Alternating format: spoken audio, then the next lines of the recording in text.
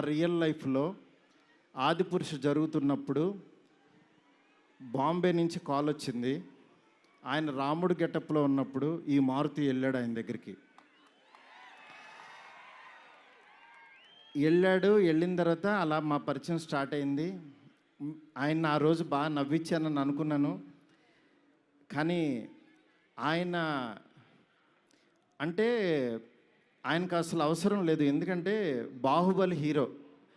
కాశ్మీర్ వెళ్ళినా, ఆఫ్రికా వెళ్ళినా, ఇంకెక్కడికో మసైబారా అని ఏదో మారుమూల గ్రామం సౌత్ ఆఫ్రికాలో ఎక్కడో వెళ్ళాం.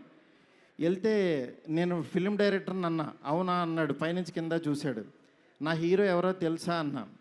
అంటే ఎవరని అన్నాడు. ప్రభాస్ అన్న. ఓ బాహుబలి హీరోనా అన్నాడు. అంటే మసైబారాలో ఒక వేరే జాతి వాళ్ళకు కూడా తెలిసిపోయారు ఆయన.